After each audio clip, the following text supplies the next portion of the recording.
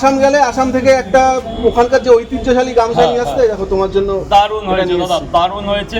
এটা আসামের খুব জনপ্রিয় কুর্তি এবং আমার খুব পছন্দের। তো তুমি কামাখ্যা মন্দির থেকে নিয়ে এসছো, তো লেখাই আছে।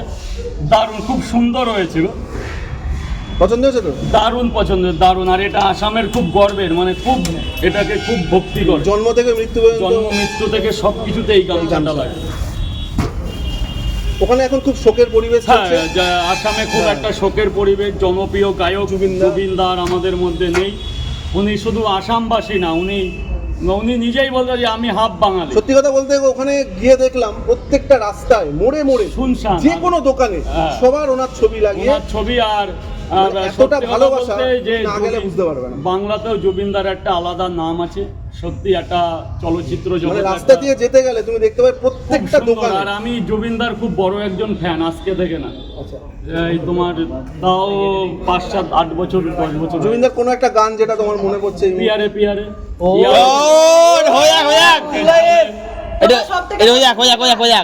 সব থেকে পছন্দের গান এ বুকে এত প্রেম, চোখে ঘৃণা।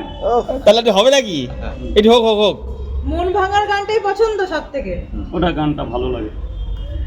জুবিনদাকে তোমার ভালো লাগতো? আমার বেস্ট লোক ছিল। মানে বাংলায় খুব ভালো ভালো গান বাংলায় দিয়েছে। খুব ভালো গান দিয়ে গেছে। আর ওনার গানের কোয়ালিফিকেশনটাই অন্যরকম, গাইতে পারে।